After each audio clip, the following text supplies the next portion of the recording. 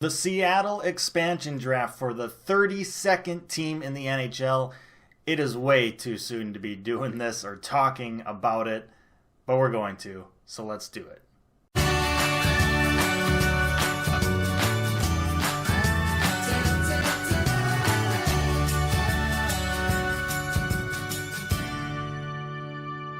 Hello everyone, welcome. My name is Clay. Thank you for tuning in. This is the March 2020 edition of the Seattle expansion draft outlook for the Chicago Blackhawks. We are a bit over a year away from the expansion draft, but I figured might as well start doing these videos. I'll do one of these videos every couple of months, so I'll do another one in the off season. I'll do another one going into next season, then one after the trade deadline next year, and then one final one right before the actual expansion draft. But let's start it off with our first kind of look at how the Blackhawks are shaping up right now with their current roster heading into this kind of interesting time. Now, we remember what happened in the Vegas draft, and we know that the rules are going to be the exact same for this upcoming expansion draft. So teams have the choice of either protecting 7 forwards, 3 defensemen, and 1 goalie, or 8 skaters, which is any combination of forwards and defense, and 1 goalie. The Blackhawks, during the Vegas expansion draft, did the 7-3-1 option because, well, they had to. Because another rule in the expansion draft is that players with no-move clauses in their contracts automatically had to be protected. And the Blackhawks had a lot of those types of players. And if you can recall, here are the players the Blackhawks ended up protecting: Artem Anisimov, Ryan Hartman, Marian Hossa, Thomas Yurko, Patrick Kane, Richard Panik, Jonathan Toews, Nicholas Hjalmarsson, Duncan Keith, Brent Seabrook, and Corey Crawford. Of those 11 players, only 5 remain.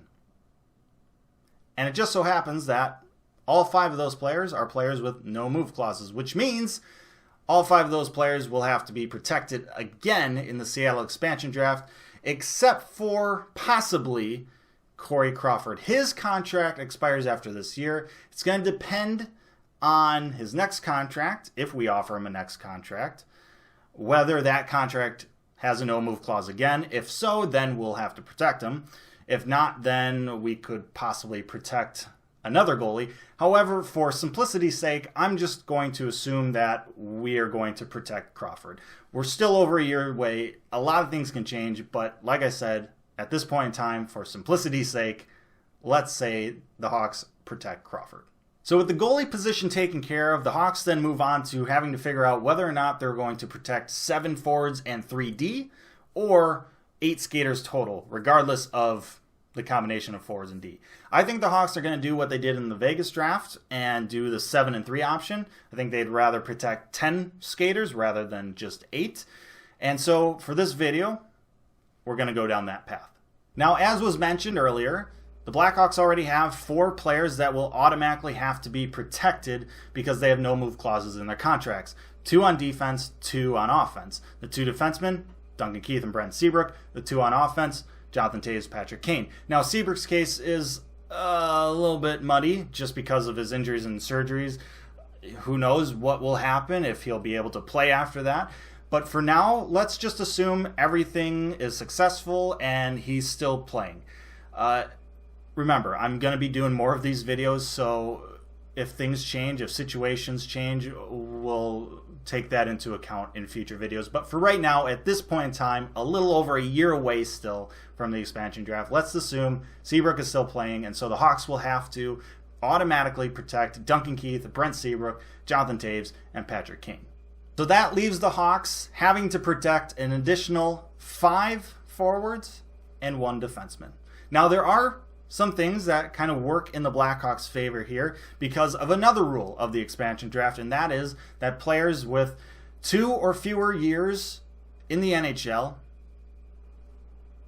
are not eligible for the draft. So that means guys like Kirby Dach, Adam Boqvist, Dominic Kubalik, those guys are not even eligible. So the Blackhawks don't even have to waste a spot protecting them. So that's nice. In terms of defense, I think due to cap hit and age of the player, I think the Hawks are going to be protecting Connor Murphy with that third spot. So in total, the Blackhawks will be protecting Brent Seabrook, Duncan Keith, and Connor Murphy. Those will be the three defensemen the Blackhawks will be protecting, and they will just kind of leave it up to chance for the rest of their defensemen. So even if Seattle claims Calvin DeHaan or Ole Mata, those are two guys, yeah, maybe you don't like to see them leave, but those are $4+ million contracts off the books. And with guys like Ian Mitchell coming up and Boquist, growing into his game and possibly some other defensemen, I don't think that would be too much of a problem. Now, moving on to the forwards, that's where there's going to be some more decisions. Now, as we mentioned, Blackhawks automatically protecting 2, Jonathan Toews, Patrick Kane, so they have to then choose 5 more players to protect. I think it's pretty obvious that they'll be protecting Alex DeBrincat and Dylan Strome, and then the final 3 players are where it gets kind of tough or interesting.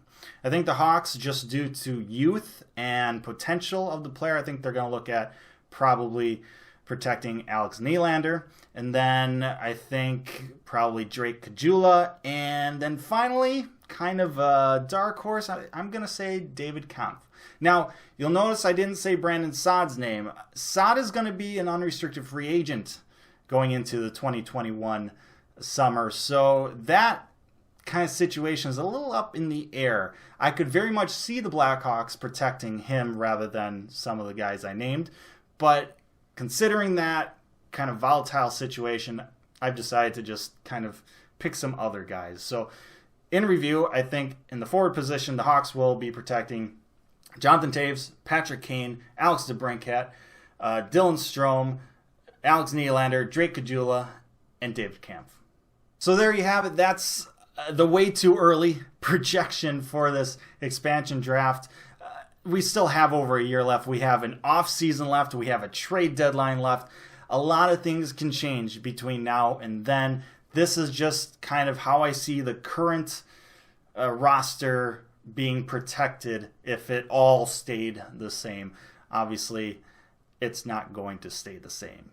Let me know your thoughts down in the comments section below. Thank you so much for watching. I very much appreciate it. Like, share, and subscribe. Appreciate that as always. But most importantly, stay safe, make good decisions, don't freak out about this stuff, and I'll see you next time.